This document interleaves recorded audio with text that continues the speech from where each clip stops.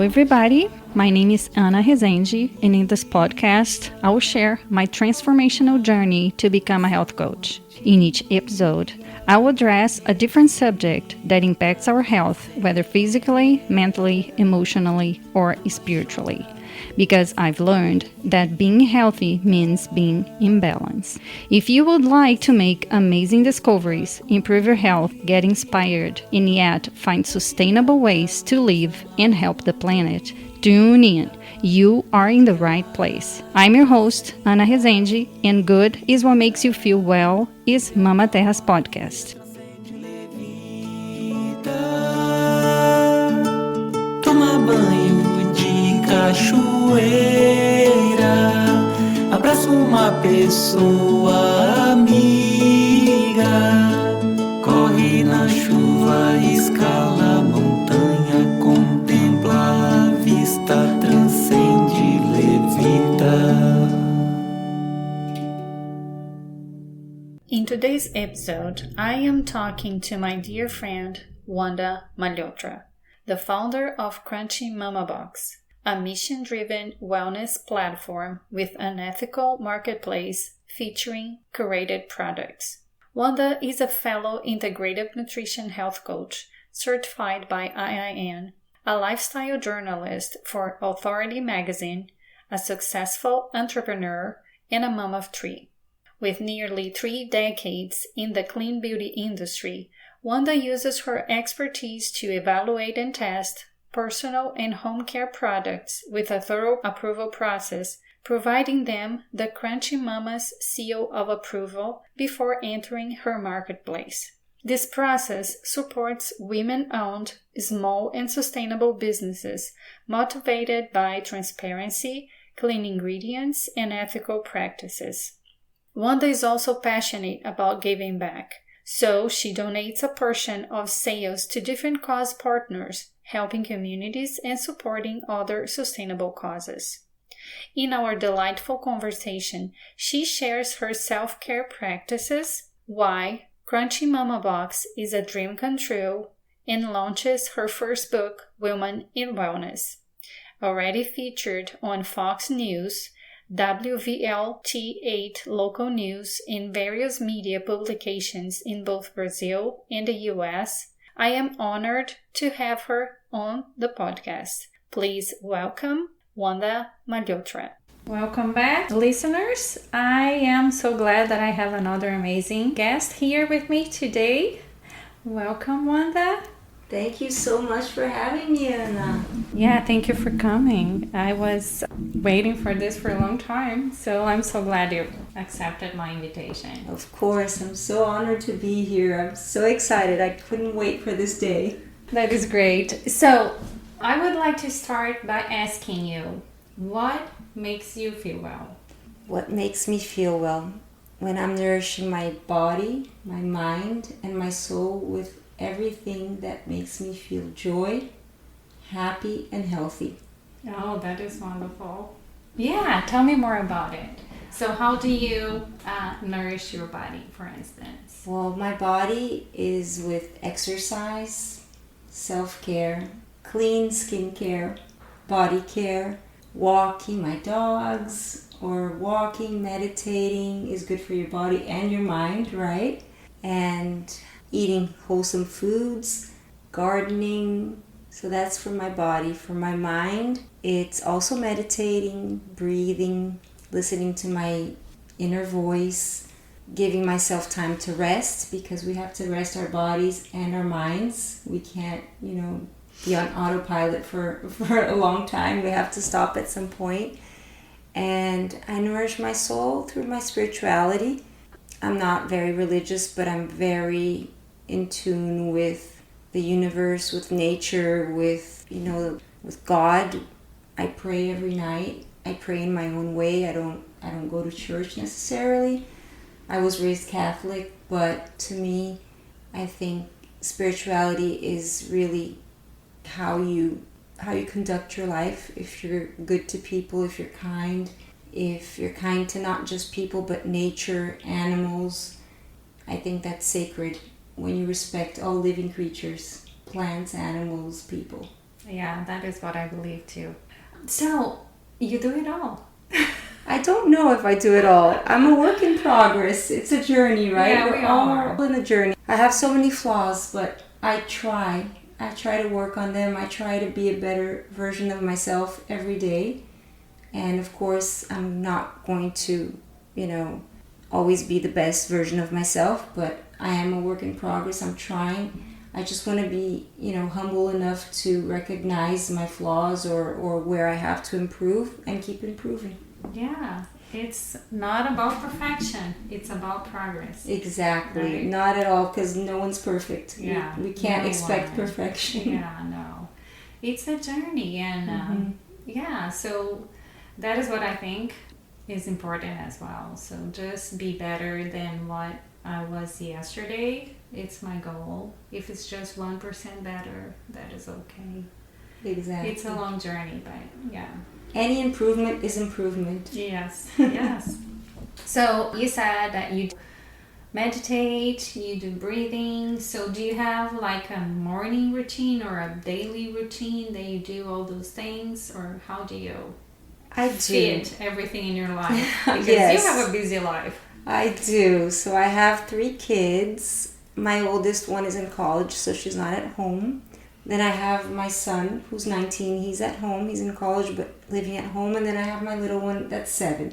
So in the mornings, I'm running, rushing to get her to school on time, and, the dogs and the cats and everything. So I wish I could start my day by meditating, but I usually end my day with meditating. That's when everyone's asleep and I have my quiet time and I can just stop, reflect, meditate, breathe. Although throughout the day I practice mindset and I practice breathing, because if we don't do that, it's just rush and stress.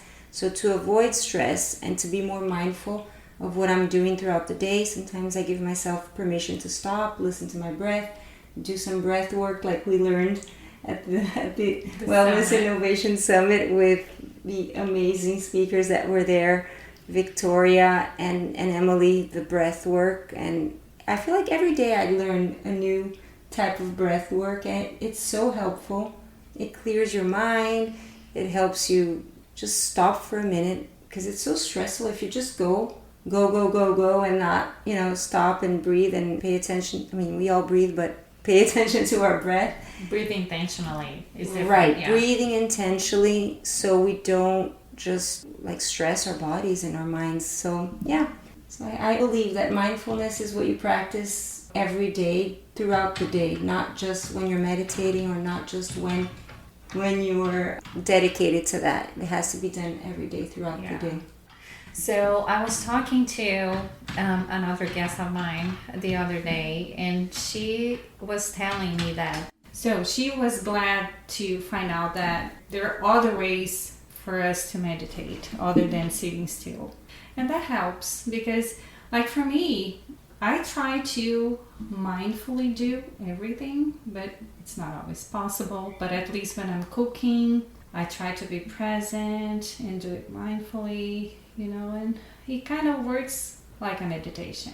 But so true. Yeah. I believe 100% in this, and I think there are so many ways. For me, personally, it's walking on grass, grounding, right? And just, I sometimes walk with my eyes closed, and I just listen to the birds singing, the leaves, the wind, and for me, that's meditation. Chopping vegetables when I'm cooking. I believe firmly in tea meditation, just sitting down, sipping your tea, listening to your breath, tasting the tea, feeling it going down. It's such a meditation. I love drinking tea, and everyone, in my family, they say, why do you take so long with your tea? Why don't you just drink the tea? I said, because this is my tea meditation. I have to take my time. I have to enjoy what I'm doing and really be present when I'm drinking my tea. It is so interesting that you were saying that, because I was listening to this podcast, The Everyday Mystic. She interviewed this lady that does tea ceremonies. And the way she talked about the tea was so interesting because it is exactly what I do when I'm drinking tea, but I didn't know it was a tea ceremony. So now I tell people that I do tea ceremonies because that is the process of drinking my tea. It is so interesting. She sells those tea leaves that come from China that grow wildly in the high mountains of China. And it's not a crop. It is wild trees that are 200 years old. Wow. And they collect those leaves, and she says every side of the tree has different flavors because of the sun, how the sun touches the leaves. It was so amazing. So interesting. The interview was so amazing. And then she said connecting back to nature through tea is recognizing that plant was there for that long, the tree 200 years old, getting the sunlight, nutrients from the soil, and then the water that we use to infuse. So that is the deepest connection with nature. And then that's why she does tea ceremony, because sipping your tea mindfully, like you said, is bringing that nature inside of you. So I thought it was so beautiful. And that is actually how I drink my tea. So the mug that I use is round and wide because I like to hold it with my whole hand, like both hands. And that gives me the warmth of the tea on my hands. And then I smell and sip, like you said. So I thought it was so interesting that you mentioned It's that. incredible. Because it is exactly what I do. I love that. I believe that drinking tea is an incredible experience. Incredible. For me, it's so grounding. It's so relaxing. It helps me think. You know, when you're rushing, you have a million things to do. Your phone is ringing, emails are coming in, and you just stop. And sometimes I even close my eyes when I'm drinking tea. Because I really want to be present with the taste, the smell, how it feels, like you said, the warmth in your hands. I hug the mug, I hug the mug with my hands, and it's an incredible experience. If you really, really experience drinking tea in that way, you will feel it completely different. It's a completely different experience. Yeah, I totally agree. And besides, we can have medicinal properties from different herbs. It's healing. Wonderful. Yeah, healing. So my approach to tea changed after listening to this podcast, and I told Carissa because I had to share that. I said that lady is amazing. Yeah, I agree. So tell me, you said that you cook. Yes. And I know you have delicious recipes in your website. We're going to talk about business. But tell me your experience with cooking and... So my experience with cooking comes from my childhood. I was raised by my grandmothers, my great-grandmother and her daughter, my grandmother. And cooking was a huge thing in my house. We were from São Paulo, Brazil. And we lived in the city, but our backyard had spices, we had a vegetable garden. And my great-grandmother was Italian, so every time we were going to cook, it had to be from scratch, it had to be from our garden, and she wanted everything to be fresh and organic and wholesome. So even the pasta, I remember making gnocchi with her, and how, not just the gnocchi had to be delicious, it had to be beautiful. So I had to cut it perfectly, everything had to be symmetric. If I didn't cut it properly, she would just make it into a ball again and say, we're going to start over. So that was such a special moment for me. It meant that I was spending time with my family. I was receiving love. I was cooking healthy food. So for me, cooking means love, means family. And it means also a time that I have with myself to think, and for self-love, not just being loved by your family, but also loving yourself, because what are you doing? You're preparing something that you're going to eat, that's going to feed your body, that's going to nourish your body. So it can't be something that you just swallow. It has to be something that you, like a tea meditation, the food meditation, right? A meal meditation. And I've cooked with my children since they were little, and it's such a special time for us to bond, to be together. And like everybody wants to be a chef, so then there's a little bit of fighting here and then. I'm fighting, but like, no, I'm gonna chop the tomatoes. No, I'm not. I don't want to do the onions. No one wants to do the onions. But it's just, I look at my kids in the kitchen and it just makes me happy. I look at that and I said, this is happiness. This is joy for me. Yeah, I couldn't agree more. Yeah, my daughter, she had her baking phase. She was always trying to do something different. But yeah, now she's in a no cooking phase. But I feel the same about cooking. It's really special for me. And that was for my grandma too. People always say that they don't have time to cook. And I'd rather outsource something else than cooking, because that is the energy that I'm putting in the food for my family. That is care in motion.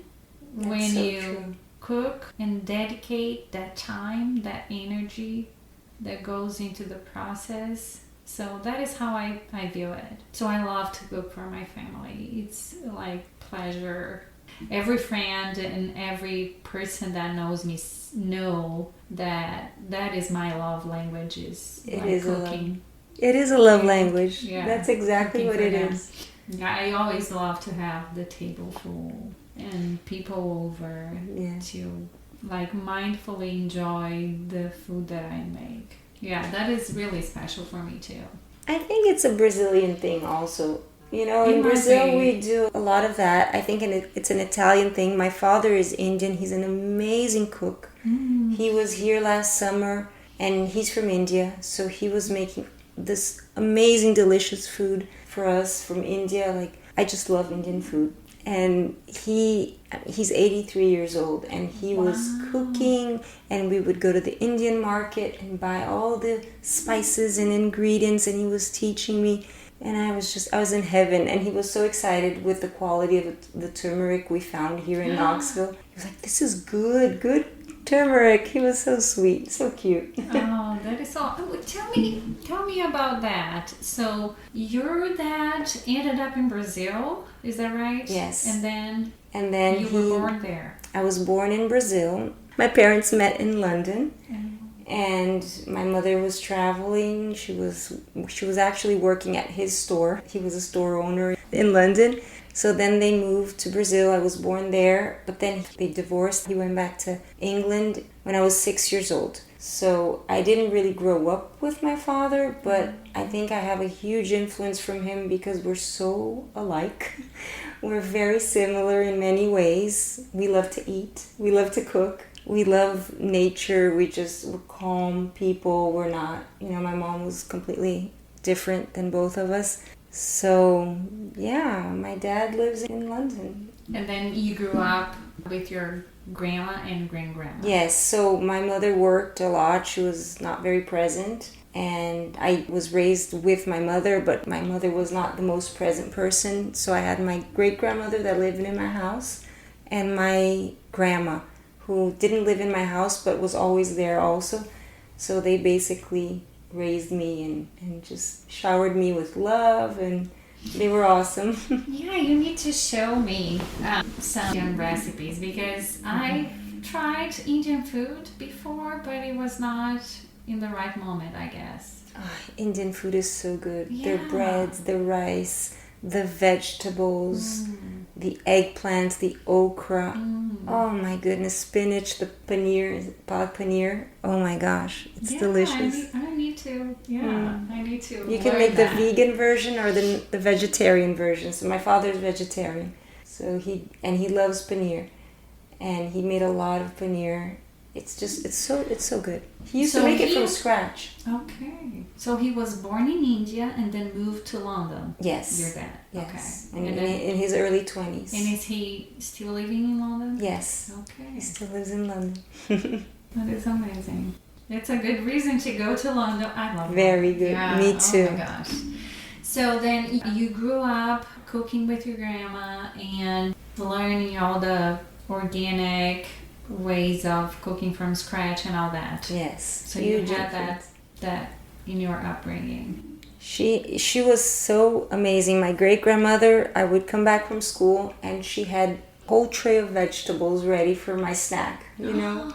So I came home and I had tomatoes with a little bit of salt and carrots and celery and broccoli. That was my snack. Oh my gosh. It was delicious. My grandmother, on the other hand, was more of a junk food person. So she would take me to the bakery and she would buy me all the sweets, the bombas, remember? Bomba de chocolate. It's eclair, right? We call it. And yeah, she was totally like the opposite.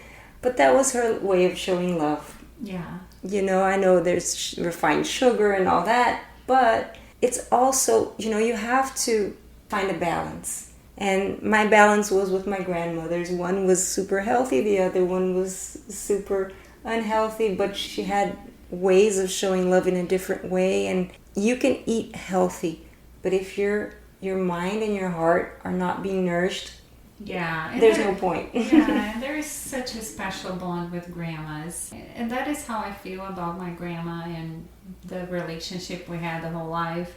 Even for her, it was not the super healthy lifestyle, but it was always with so much love.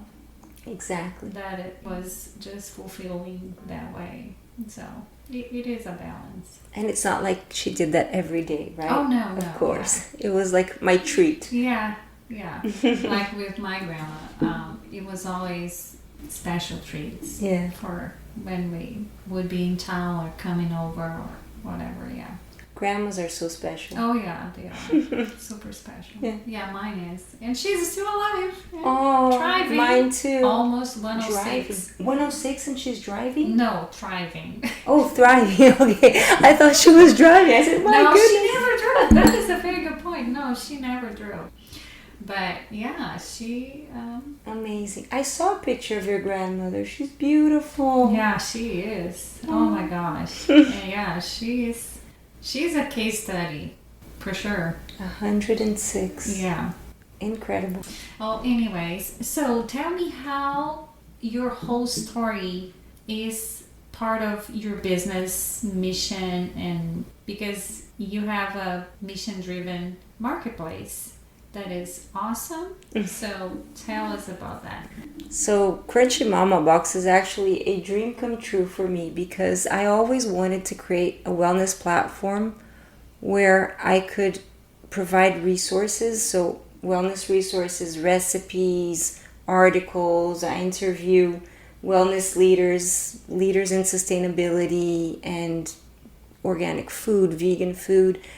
And I wanted to create this platform. It's not just a marketplace. We do have an ethical marketplace on the platform, but it's a place where people can find products that are natural, that are safe, that are made with clean ingredients, and alternatives to other products that are not so safe, right, that we can find in the market.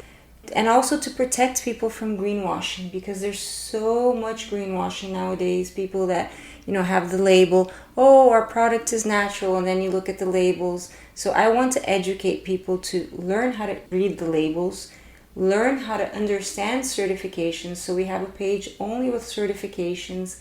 We have a page with ingredients glossary, and usually I answer the phones, but sometimes we have other people answering the phones, other health coaches that work with me, and we collaborate at Crunchy Mama Box.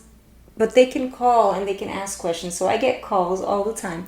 What pots and pans can I use that are not toxic? We don't sell pots and pans in the marketplace, but I am so happy to go over all the materials, what's safe, what's not safe to cook with, and to help people that are starting their health journey or their sustainability journey. How can I compost? Single-use plastic, do I use this material or that material? What is safe, what's not safe? So I just love helping people in that way.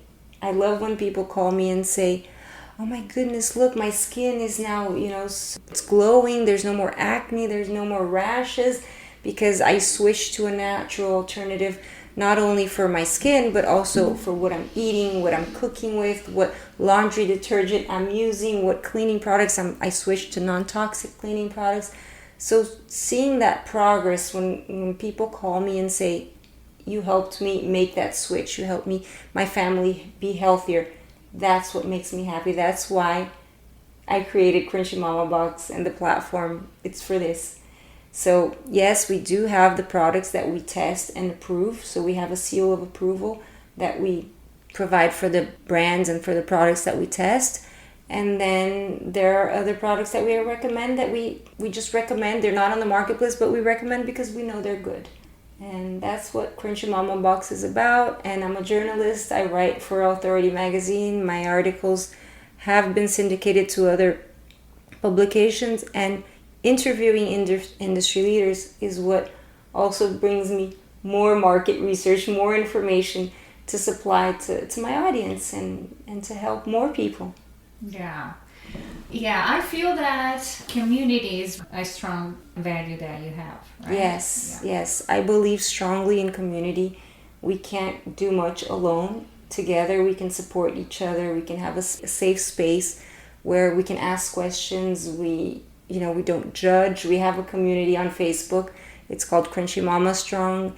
And there we do not allow any judgment and pointing fingers like, oh, you are using this product, it's not healthy, or you're doing this, or, for example, there's a lot of moms, and some moms can breastfeed, some moms cannot breastfeed. It's a physical thing, it's not a choice sometimes.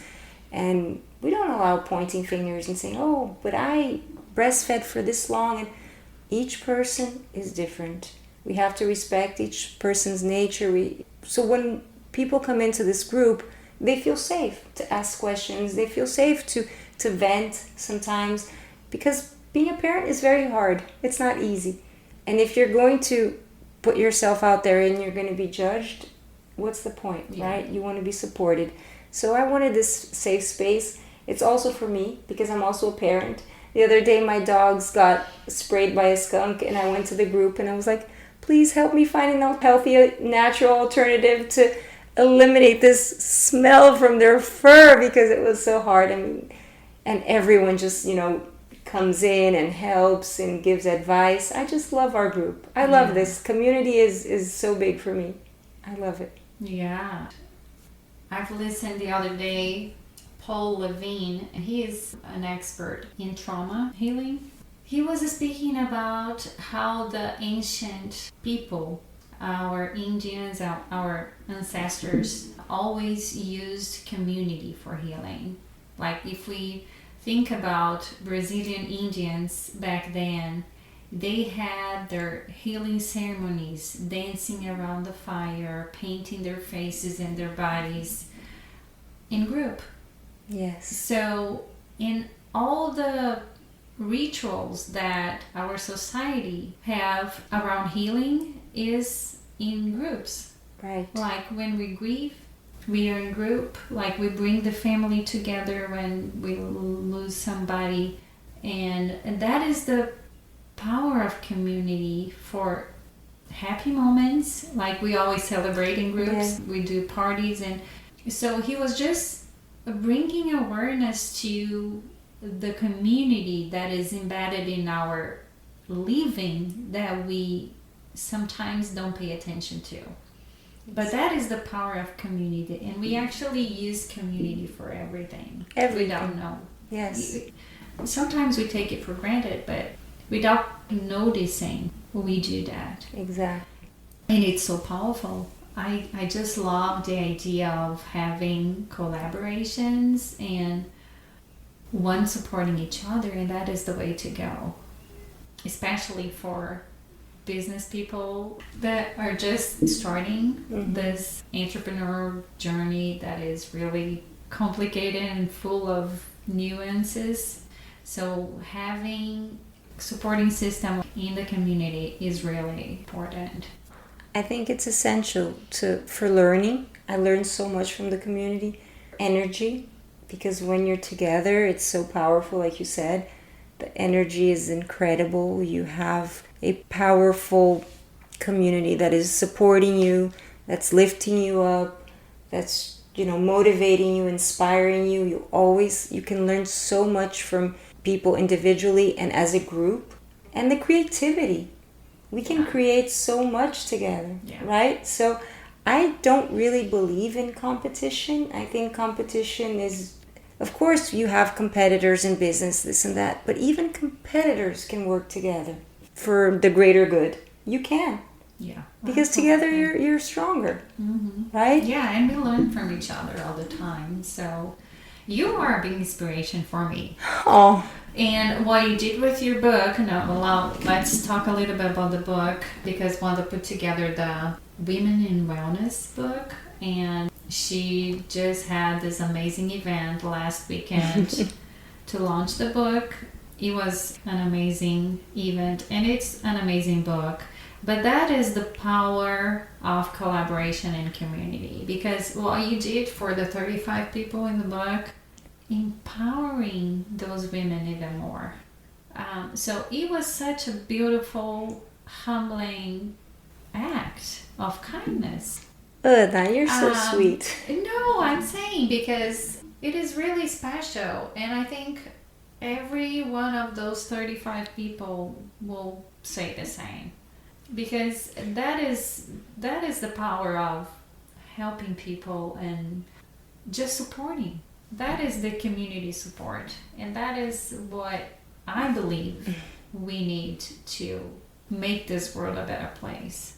Thank you, Anna. But I think these women, these 35 women, you included, because your story is in my book, you have empowered me. All these stories empowered me. They impacted me so deeply. And they inspired me, they motivated me to continue on my journey, because as a business owner, you know that it's not always easy. There's a lot of obstacles that, although that's my theory, to turn obstacles into opportunities, sometimes the obstacles are enormous that you're like, please, where is the opportunity? Show me that opportunity. It always comes, but sometimes it's hard.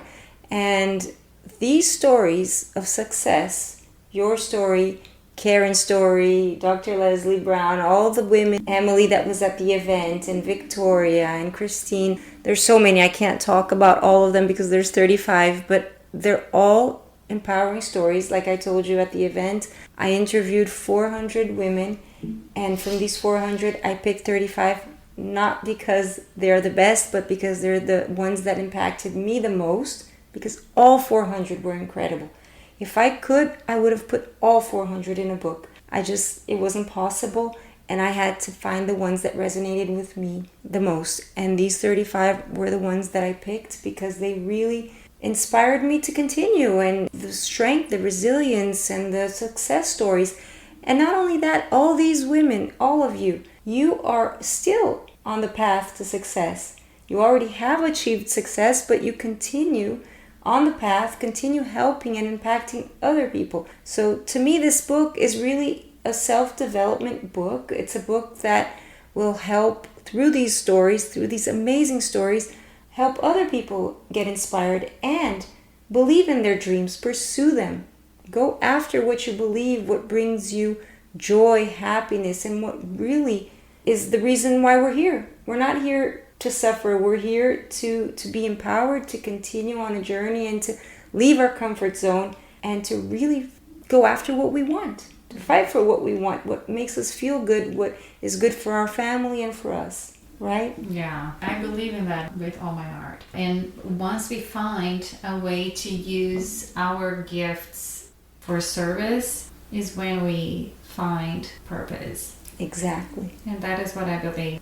Yeah, just the fact that with our voice, we can help people get inspired to leave their comfort zones, like you said, and do something for the good of the community, their families, because we can make an impact with just the people around us. Exactly. We don't need to do great things with small things impacting the people around us, we can cause big changes. Yes, it's what we learned at IIN, right? The ripple effect. Yeah. We start, someone else goes, another one. Yeah. And when you see, you're creating this amazing positive energy, this force for good that is just contagious. Yeah, it is. Right? So you touched IIN, and that is so amazing because we are both alumni, but I didn't know when I met you. But you are actually a marketing major? So my major is business administration and international business. And I worked in marketing and sales my entire life and in the wellness industry. So I created vegan beauty products, hair care, hair color. Very ironic because now I don't color my hair anymore. We're both silver sisters. But it was henna based. It was all natural, organic, vegan products and skincare products. So that's what I always did, CPG and corporate events, expos, summits, training, education. And then I went to IIN in 2018. What led you to IIN? Because wellness was my field, but I felt like I wanted to learn more. I'm always learning more. I'm always, enrolling in something because I just love learning. Courses, workshops, specializations. And I thought IIN was the place to go to not just be certified as a health coach, but also to learn more nutrition, sustainability, because it's such a holistic course that to me it was amazing. And I had some friends that already had taken the course. I called them and I asked them, how was the experience for you? And they said, it's incredible. You're going to love it. You're going to learn a lot because you go in there thinking that you know, and then you learn a whole bunch more, and then you leave wanting to learn even more. You're like, okay, where do I continue? So you don't stop there. It's just a kickstart for you to continue learning and doing more courses. And I mean, it's just life is all about learning. You can never stop learning, right? Yeah, that was the same that happened with me. I thought I knew a lot and I was healthy. And then I started and I said, oh, okay, yeah, I'm not doing that. Wow. It opened up a whole new world for me. Same for me. There's always so much more to learn. In every field, in marketing, in sales for me, right? I keep learning. I keep learning new things. Well, marketing is crazy with social media. Every day it changes. Every day there's something new to learn. So yeah, and I love learning. I love researching, and I think that's why as a journalist interviewing these leaders in the industry just made a huge difference for me, because I just learned so much, so many different experiences, expertise, and just by knowing people's stories, I think, and that is how I fell in love with podcasting, because I started to listen to those amazing people, like telling amazing stories, really inspirational stories, healing themselves. And then I just loved the idea that Victoria said and that is Victoria Margot Nielsen. Yes. That was in the summit this weekend. She talked about the healing power of our own voice.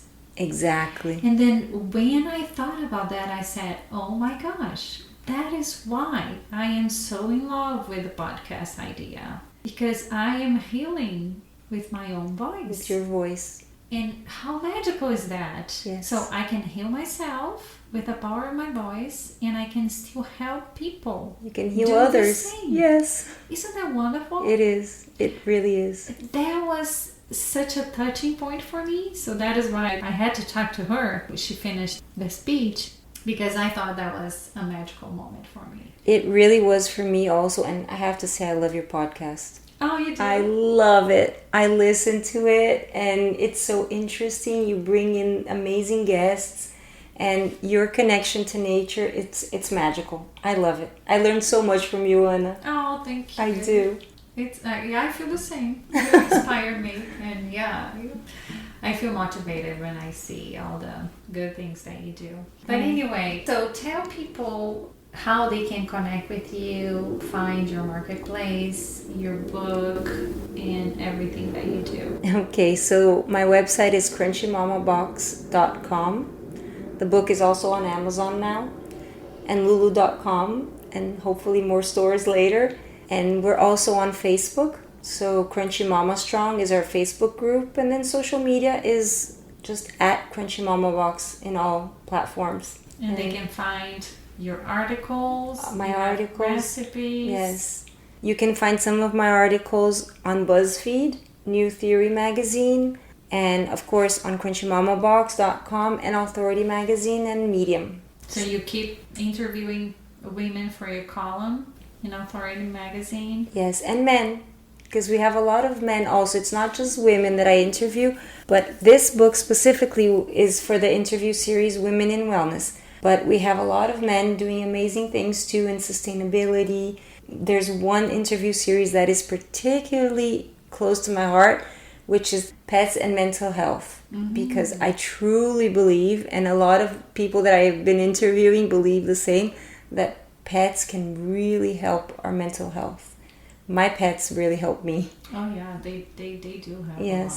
So that's a great interview series. Right now I'm running 17 different interview series. So we have Decoding the Diet, we have Plant-Based Businesses, Vegan Ventures, Wellness Destinations. I'm interviewing resorts all over the world. That is so interesting. Yes. Sustainability also. The Future is Green is one of my interview series. We have a lot going on. Oh my gosh. Yeah. And how do you find time to take care of yourself and rest?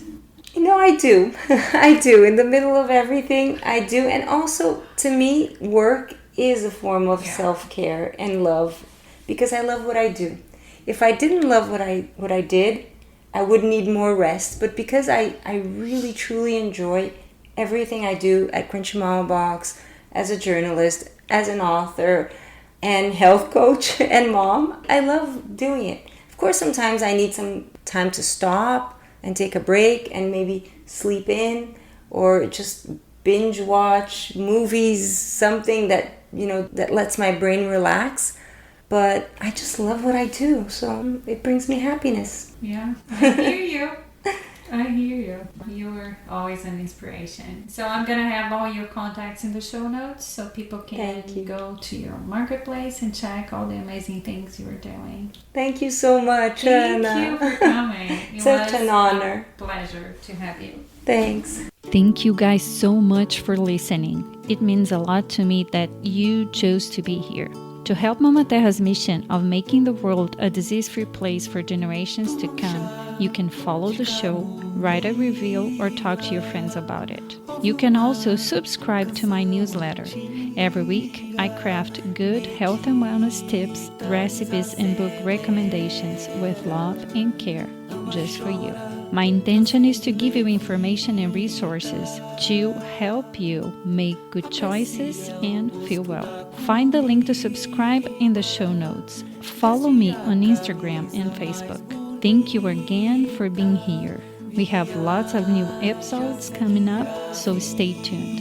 And remember, good is what makes you feel well.